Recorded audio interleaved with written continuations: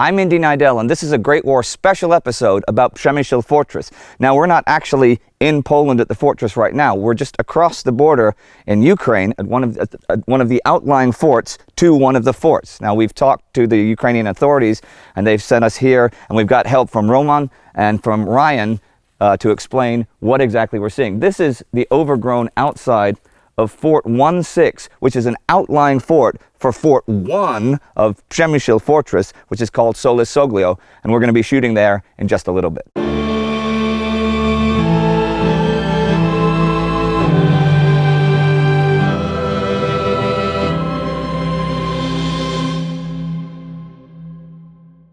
Okay, this is Ryan, and he's going to show us something cool underneath, deep underneath the back end, or the outer end of the fort. So let's go in, okay? All right, so in the 1980s, yeah, there was a Ukrainian boy exploring this fort, and he didn't have a light.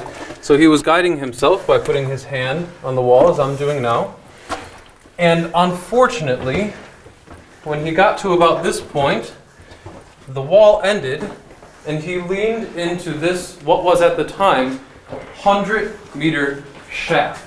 And it was uncovered with the metal there. It was uncovered. The metal was recently installed, actually. So what's this shaft for? Is it a well or something else? Or? Well, that's just the thing. Locals tried to fill it in with garbage and dirt, yeah, to avoid having a repeat of that scenario. Yeah. And when they were doing it, they discovered active ventilation shafts all the way down at the bottom of the well. Okay, There's also this mysterious, very kind of solid hook that you would not typically have in the well. And so there are urban legends, and our guide here really emphasized that it's nothing more than a legend probably, that at the bottom of this shaft was a tunnel that extended all the way to the Polish city of Przemysl. Okay. That would be cool if it was true, and I guess you could lower people. 100 meters down this was, with ventilation shafts. That is what the experts estimate. Poor Ukrainian boy. Yeah. I'm going to take a quick walk in and see what we see here, down here. Okay, this is an old chair of wisdom. I wonder why this chair is here. Oh well. Okay, these are the old barracks. Right, you can see it's pretty beat up in here. And again, okay, here's where people used to live. Same thing as in Salis-Soglio. And again, this is like a Scooby-Doo episode. Oh, like that crazy clown's out to get a Scoob. Ho, ho, ho. You can edit that out. There's a window. That's a chimney, I guess, or something. Maybe an oven.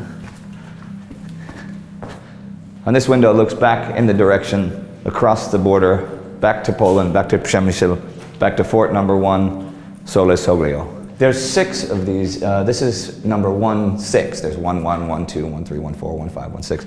This is the one that Thomas said is actually the best preserved out of the 6 of these forts. This pretty much hasn't been touched, which is why it's just been falling down for itself. A lot of the other ones, people have cannibalized the stone and whatever wood they could get out of it. At least that's according to Thomas. I don't think I want to go down there. Let's go back the other direction. We have permission to be here, but this is forbidden normally to everyone. So we got really lucky that we're allowed to be here because of the Great War. You can see that it's not like full of graffiti like some of the rooms in Salis-Soglio because nobody's allowed to be down here. Why don't you step there, guys? Don't fall in the well. These stupid shoes are not good for this. The last thing you want to do is break your leg in a Ukrainian fort. Just shoes. My shoes. Okay, there is a little graffiti here, as opposed to in the barracks.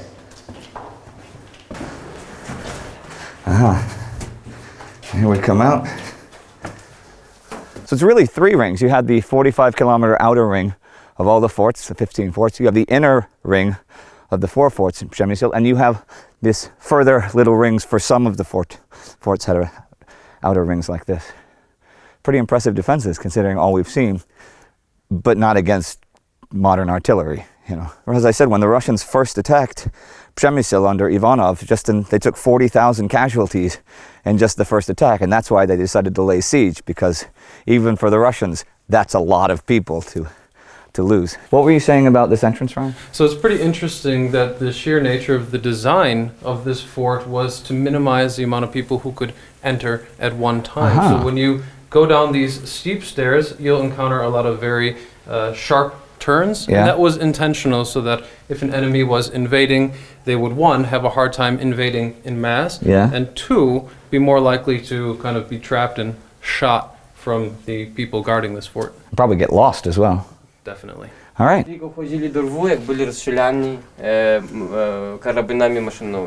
he's explaining that this was a strategic point of the fort, right? Because it was kind of always covered and not looking like a fort. When the Russians came and attacked, there were machine guns positioned here. And on the other side too, or? Yeah, on the other side as well. So anyone who went here that wasn't welcome here would essentially get shot up. Okay, thanks. It's nice that he pointed this out because next to the gates of Salis, there were also a couple of enfilading machine gun or places. So even if you went through the gates, you'd get shot up. Okay, this is what's left of Fort 1-4. We were just in Fort 1-6, and you can see it's kind of crumbling down. But Ryan was just telling us something really cool that the Ukrainians actually do here. Can you... There's an institution called Zyga in Lviv, Ukraine, not far from here, and they put on an annual festival called Fort Missia, later known as Frankofest.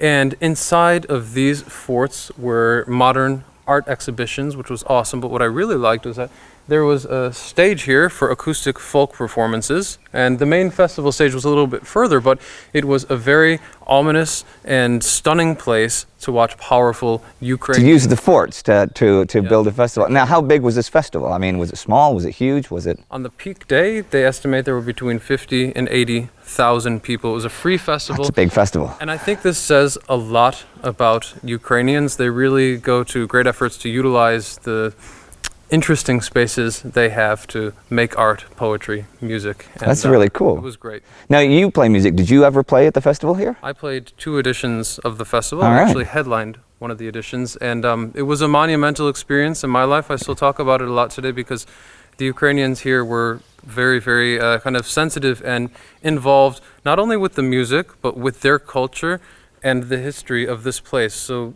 everything kind of colliding into one made for a very, very climactic and emotional memory. See, now I'm upset that I missed it. You know, is it something they're going to continue doing, or is it a... Let's cross our fingers. Okay, well, you got to let me know if they do. We're going to come down to the festival if they do that again, right? Yeah. Right? Okay, cool. And if you'd like to see more videos from in and around Przemsyl, you can click right here to see our good friend Ryan's channel, Cult America, when he spent some time in Przemsyl making such videos.